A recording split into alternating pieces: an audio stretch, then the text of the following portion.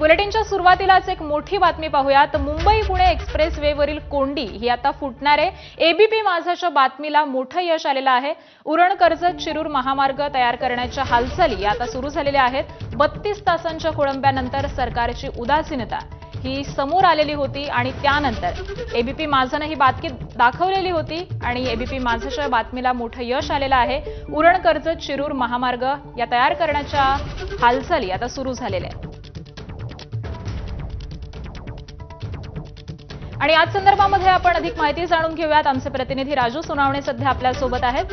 राजू, आपण ही बातमी दाखवलेली होती आणि एबीपी माझाच्या बातमीला यश आलेलं आहे।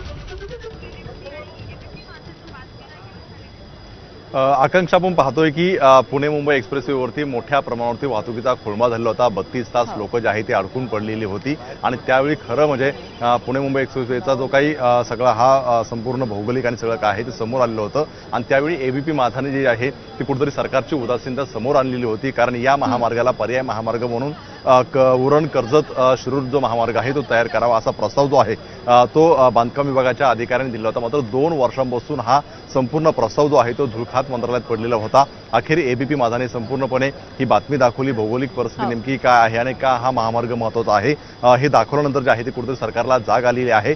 जयंत पाटील असतील किंवा स्थानिक आमदार आपण बाबाजी काळे असतील यांनी हा सभागृहात विषय उचलून धरला, या बातमीचा संदर्भ दिला आणि त्यानंतर सरकारला कुठेतरी जाग आलेली आहे आणि आता सरकार बीओटी तत्वावरती हा महामार्ग बांधण्यासाठी जे आहे ते पुढे सरसवलेलं पाहायला मिळते। त्यामुळे एबीपी माझाच्या बातमीला सगळ्यात मोठं यश येताना आपल्याला पाहायला मिळतंय। खरं तर हा महामार्ग जो आहे तो कधीच होणं अपेक्षित आहे, कारण आताचा मुंबई पुणे एक्सप्रेसवे जर पाहिला तर भौगोलिकदृष्ट्या हा तेवढा पुरेसा नाही असं अनेकदा वारंवार अधिकाऱ्यांनी सांगितलेलं होतं। कारण भौगोलिक परिस्थिती पाहिली तर जवळपास घाटमाथ्यावरून पठारावर जाण्यासाठी 14 रस्ते जे आहेत ते आहेत आणि त्यामध्ये सगळ्या रस्त्यांच्या मधला पॅन जर पाहिला तर 15 ते 20 किलोमीटरचा आहे। मात्र एकमेव माळशेज ते लोणावळ्यातील बोरघाट जो आहे तो 70 ते 80 किलोमीटरचा आहे। त्यामुळे मुंबई असेल, ठाणे असेल, नवी मुंबई असेल किंवा जेएनपीटीची वाहतूक असेल ही सगळी एक्सप्रेसवेवरून जात होती आणि त्याला महामार्गाला समांतर मार्ग म्हणून हा तयार करावा, जेणेकरून ही वाहतुकीचं विभागणी होईल। नवी मुंबईमधली वाहतूक टळेल, पुण्यामधली जे काही वाहतूक कोंडी आहे ती सुद्धा टळेल, अशा प्रकारचं जे आहे ते अहवालात नमूद केलं होतं आणि त्याप्रमाणे कुठेतरी आता सरकारने